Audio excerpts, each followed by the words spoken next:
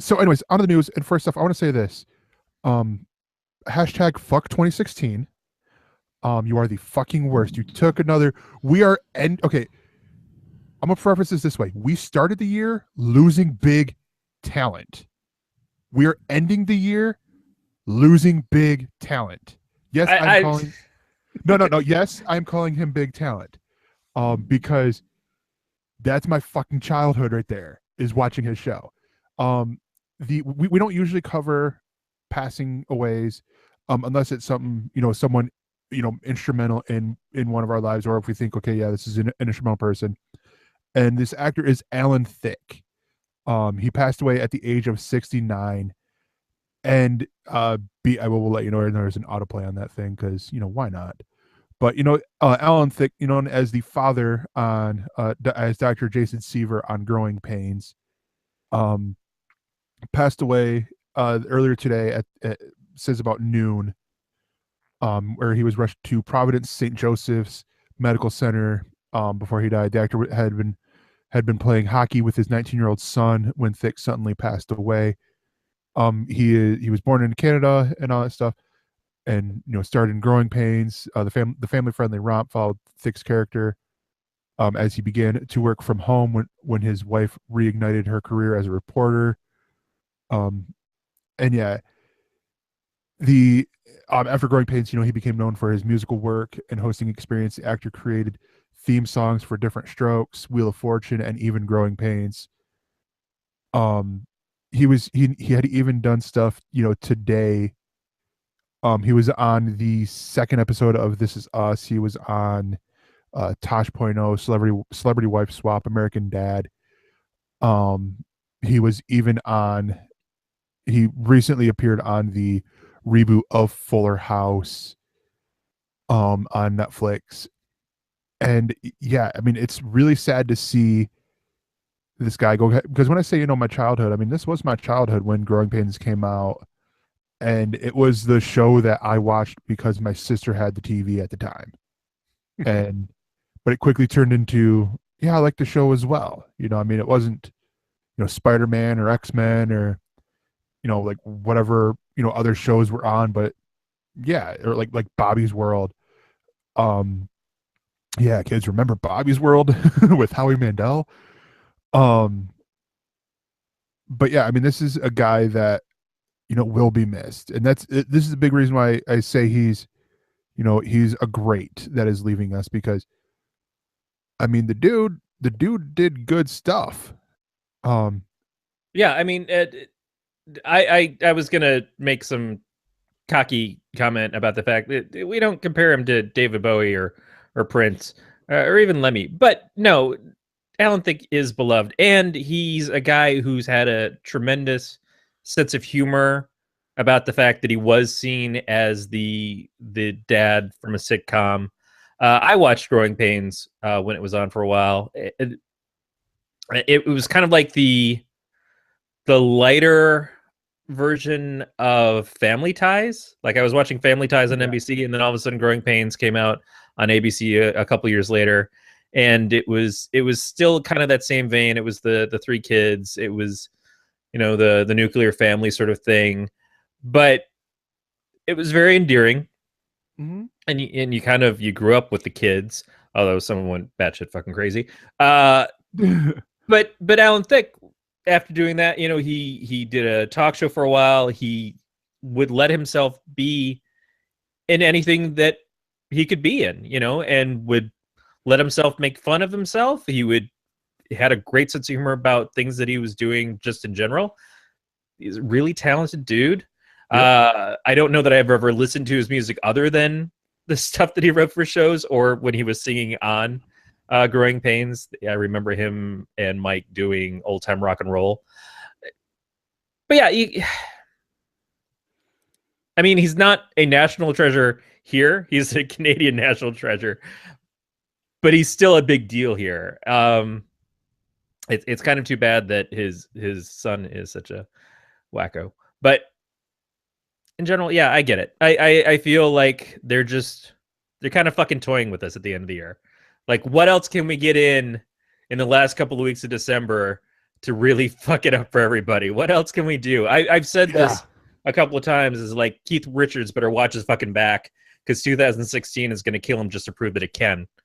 I just there's not a lot to say. He's fucking Alan Thicke, man. Yeah, he was in Robin Sparkle's video. Yeah, I'm trying to find. I was hoping that they had on Wikipedia all the lists of his of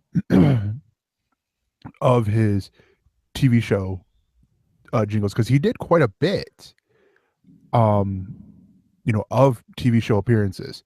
But I believe Beatmaster has the final word on this whole thing.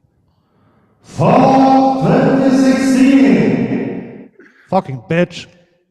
I love how when he says it, it sounds like Tom, after the white mouse is not explosive, blows up and the whole world is a fucking nuclear wasteland. And he's like, don't you believe it? Yeah. But yeah, so I guess real quick, before we move on, Different Strokes, the Facts of Life. He also did a lot of the game shows, The Wizards of Odds, which he also sang the vocal introduction, The Joker's Wild, Celebrity Sweepstakes, The Diamond Head Game, Animal Crack-Ups, which he co-wrote with his brother Todd Thicke and Gary Pickus, Blank Checks, Stumpers, and the original theme for Wheel of Fortune. He co-wrote Sarah, a solo hit for Bill Chaplin, and included on the later's Runway album. But yeah, so I mean, he very instrumental, and he will be missed. The next bit of news is that Patrick Wilson will be playing Aquaman's evil half-brother Orm in the Aquaman movie. And so Patrick Wilson was in what was he in? He was in something big. He was in Watchmen. Yeah, he was in Watchmen. He was the Night Owl in Watchmen. Right. And he's been the first Insidious movie, and then the kind of spin-off movies or from the same people, the Conjuring films. He's starred in those. He had one of those CBS failed show drama things a couple years ago that everybody was like, oh shit, we should have kept up with that, because Patrick Wilson's the fucking hot guy in Hollywood now. But it's cool to see him get back into the DC fold, and it's interesting because he was in Watchmen, which is, of course, the Snyder film, and now he's getting to work in Snyder's essentially new universe of DC superheroes. It's Aquaman's a weird one, man. Like, yeah, I want to say that I'm looking forward to it, much like I want to say that I'm looking forward to any of the DC movies at this point. I'm still trying. I'm still trying to find hope. Mm-hmm. But Aquaman is just like, the Jason Momoa's look is so far away from Aquaman himself, from Orin, from Arthur. And I just wonder how much of that personality of who Aquaman is classically is going to make it to the film. So what is the story here? Because I've never been a huge Aquaman fan. I liked Aquaman as a part of the Justice League or Super Friends or whatever, but yeah, it's not like his backstory has ever been super interesting. I think the most interesting thing about Aquaman has been continuously his relationship with Mera, who's going to be played by Amber Heard in the film. But a lot of the other stuff is just so I don't know. Ocean Master's okay, but Black Mana's the fucking badass. Black Mana is the coolest looking dude in all of the Legion of Supervillains. So I mean, what I remember about Ocean Master was I think he killed Aquaman and Mera's son, which is a shitty thing to do in a movie, but it sounds par for the course for some of the DC Universe stuff so far. And I think, wasn't he also responsible for, or at least I know he wasn't Throne of Atlantis, but for chopping off Aquaman's hand, or for Aquaman chopping off his own hand? What I remember with Aquaman's hand wasn't that it was chopped off. It was that he wound up having to plunge it in a stream that was filled with piranha, and they ate it off. Okay. I could be wrong on that. The 90s was a crazy time, a lot of heroin, but But no, I mean it is good casting. I agree with you that the Aquaman movie is going to be weird, just because they're, I mean, we're talking about people who live underwater, and so it's like there's going to be this weird, depending on how it goes. Like if they're doing if they're filming a lot of the stuff to be in Atlantis, how are they going to do the talking? How are they going to do, because these are still people who need to breathe oxygen. Well, I mean, we accept people existing in space between Star Wars and Guardians of the Galaxy and things. So, but I'm talking about like there would have to be a way where water is something that we could all touch, and space is something that's kind of like still out of our realm. And even then, I mean, like we've had people in space, and there's, there is the ways where you can fake it. I mean, hell, you can even fake it on TV, like they had with a couple episodes ago with Pure Genius, where they had one of the actors was in space, and had to be his own nurse for his own appendectomy, and all that. But I mean, it's one of those things, because like if you're like, wait, they're in water right now talking, because you'll see, especially Amber Heard's Mira, because she has long hair, her hair is just whoosh, going all over like it does when you're underwater. Or even Jason Momoa, because he has long hair too. He's got long hair in there, so their hair is just all flying or whatever. And it's like, wait, how are they talking, sort of deal? But whatever, they probably figured it out and we're working the script. It's just one of my little nitpicky things. I'm like, but logic doesn't say that will work. But we were talking about superheroes, which kind of has to defy logic to begin with. That too. There's the how far is my buy-in? I can buy into this far, but anything past this line, no, you've lost me. Well, anything for me, it's anything further, and I need to see behind the scenes on how you did that. Like it's sort of like with Suicide Squad, where they said that Margot Robbie trained to be able to hold her breath for like 10 minutes or something like that for the scene where she's underwater in the Lamborghini and Batman rescues her and all that. It's like stuff like that I like hearing about, like, oh, like they did this or they did that, like, oh, that makes sense, like spoiler alert with Walking Dead, how they cut open, how they cut the bitch in the episode on Sunday. And that stuff interests me more than sometimes than the actual program. Yeah. Well, at least Patrick Wilson is a quality actor who can bring a lot of gravitas to a part. So hopefully that helps elevate a film that sounds like it's going to have some challenges. I will also say this: if they do it in a lot of the ways that I've seen Ocean Master done before, where he's always been like a behind the scenes conniving type person, I think Patrick Wilson is actually a really great choice in that, because he does seem like he could do that. Like criminal. In that regard, he would be the Loki. Yeah. Well, Which I mean is an interesting way to look at it. Is that people would think, oh, Wonder Woman is going to be sort of the Thor genre of the DC universe because of all the magic stuff, because of the gods and everything else. But Wonder Woman is looking much closer to a Captain America style because it has to do with her fighting in a war against tanks and things. Whereas if they go the Thor route with Aquaman, it makes a certain degree of sense because it's another worldly type of feel. And then, I mean, if you have someone who's much more about political intrigue and things in a way that Loki was trying to dethrone Odin, and dethrone Thor at the same time in the first movie, then maybe that's... I mean, it's still treating things like they're just rip-offs and knockoffs of the Marvel films, which is not fair, because all these characters, most of them existed before the other characters did. But it's still like, I could see if that's their starting point. Yeah. But no, so, I mean, onto the keeping in the DC universe in a way. Or out of it. Or out of it. Our next story is that Zack Snyder is firming up his post-production or post-Justice League plans with The Last Photograph. I picked this story mainly because The Last Photograph sounds freaking awesome. So everyone at first was thinking that what Zack Snyder was going to be doing after Justice League was immediately get into work on Justice League 2. Well, we were all wrong. He's got a little bit of time in between those, with Justice League 2 getting pushed back because of the Batman, Ben Affleck's Batman standalone movie. So he decided to work on a movie that he's been working on for a long time, since the mid 2000s.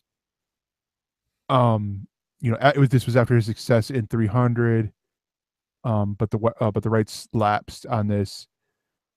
But Snyder concocted this story with his longtime colleague Kurt Johnston, and they both wrote the script, which will be getting sprucing up in 2011. Christian Bale and Sean Penn were attached to star, but the project is currently actorless. The plan, sources say, is to repackage the project and approach Warner Brothers, where Zack Snyder and his producing partner / wife Deborah Snyder have a first look pact for their Cruel and Unusual Films banner, which aimed to have of having it shot in late 2017. Now, this is what sold me. The last photograph centers on a war correspondent in Afghanistan who is the only survivor the only one to survive an attack on a group of Americans. When a special ops soldier is searching for a family member shows up, the two team up with the correspondent, hoping to score the story of his life. That sounds really cool. That sounds right up Zack Snyder's wheelhouse with how a lot of his films look and appear, and even feel for a lot of, like, he does the dark and gritty really good and all that. And this to me seems like this could be his big, like Saving Private Ryan or something like that. What has Zack Snyder done? I don't know. Other than his main releases, what has he done that's been original properties so far? Because he's done several comic book movies. He's done 300. He's done Watchmen. He's done Man of Steel, and then Batman v Superman. The only thing I can think of is Sucker Punch, which was they're all very bombastic, large action movies, and this sounds like there would be some large action scenes in it. It's just a matter of when I read Special Ops Soldier in search of a family member shows up, the two people team up, him and the war correspondent team up. Now, in any other context, I would think, okay, the two team up and they try to figure things out, and it's a lot of intrigue and behind the scenes stuff and everything. But when I think Zack Snyder, or Michael Bay, I just think the two team up and then they beat the shit out of everybody. Yeah, and I'm just like, I'm curious as to what that means. So I haven't seen him do subtle yet. Yeah. So here is his filmography. He started in '92 as a music video director, where he did Peter Murphy's video for You're So Close, Morrissey's video for Tomorrow, and then Soul Asylum, Someone to Shove. And then in '93 with Soul Asylum, Black Gold, Alexander O'Neill in the Middle. '94 with Diana Ferris's I Know. And then in 2009 for My Chemical Romance's Desolation Row. But you get into out of his original stuff, because he's mainly done comic book movies. Well, I say original, and this there will be questions of this, because 2004 is Dawn of the Dead he directed. The 2010 Legend of the Guardians, The Owls of Ga'Hoole, he directed. Sucker Punch he directed, and then everything else he is a comic book movie. So 300, Watchmen, Man of Steel, 300 Rise of an Empire, Batman vs Superman, Suicide Squad, Wonder Woman, Justice League, Flash, Aquaman, and then the Untitled Justice League sequel. He was either a producer, a writer, or director on all those things.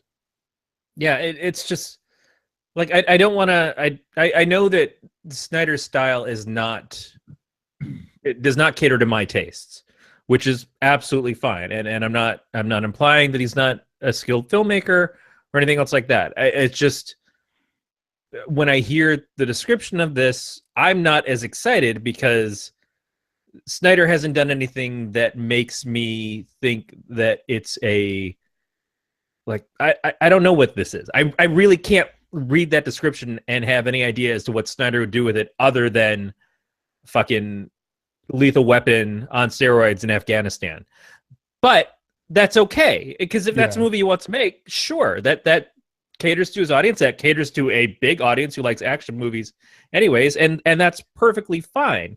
The bigger story here is Snyder going outside of the DC Universe stuff because things have been switched around. Now, when Justice League, the movies were announced, it was parts 1 and 2. And it was implied pretty heavily that it was going to be like 2 films that connected to each other, and that it was like you're going to get half the movie and then the other half of the movie. And then later on they backed off of that and like, oh no, that's not necessarily the case. And now Justice League 2 has been pushed out for this once unannounced Batman movie that Affleck is doing, and Affleck is made it pretty clear he's in no hurry to get it done. So pushing back on Justice League 2 for Affleck, who's like, well, I'll fucking get it done when it's done, man. While these other movies are still coming out, and Snyder has involvement in Wonder Woman. I know that. I assume he's got some involvement in Aquaman as well. Affleck, producer and then writer for the story, like story writer for Wonder Woman. Aquaman, he's a producer. Flash, he's an executive producer, much like he was with Suicide Squad. Right, yeah, he's got production on all of these things at this point. They're all coming from his production company. But we know that there was talk after Batman v Superman that there was going to be pushback or maybe even a pushing out of Snyder from the films. Now, that's never been collaborated by anybody in the companies. That's never been announced by him or anyone. So, and it shouldn't be viewed as an absolute now. But it is interesting that once Affleck got involved, and once they started announcing things like, oh, Affleck wants to make Batman films, that everything else kind of started to shift. That's intriguing to me, because whether or not it's true that this is a push to get Snyder less involved in these films, films that already are challenged in other things because he didn't have involvement really to any extent with Suicide Squad, but it had its own failings because of the corporate entity trying to make the film and taking directorship away from the guy who was in charge of it.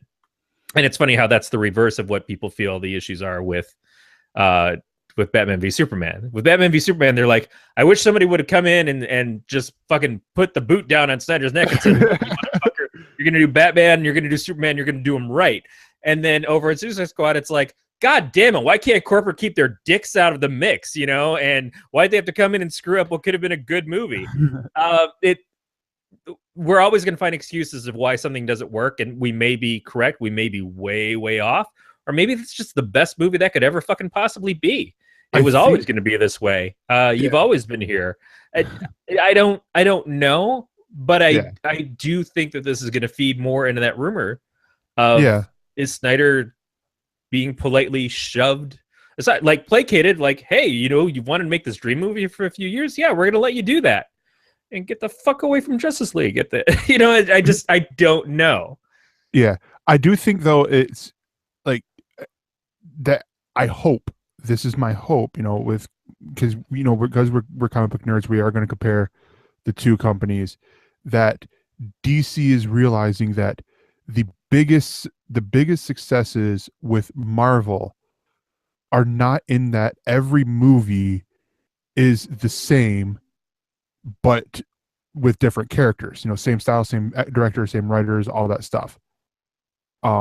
They realize, you know, that there's big differences with the movies. Well, now the biggest complaints I hear from people who are not fans of the Marvel movies, or not like huge fans like I am, is that they feel that there's a sameness. They feel that they're all telling the same kind of stories, they're safe and everything else like that. I don't necessarily agree, but I can see that, if you're someone who enjoys a Marvel movie and you go to see another Marvel movie, you're gonna feel pretty good about that one too, because it's tailored for the same audience, even if they're different styles of films. Now, I do think that there are people who watch Guardians of the Galaxy that are not watching the rest of the Marvel movies and feel like this is fucking awesome, and then Yeah. don't have an interest to go watch Iron Man and Thor and people fight.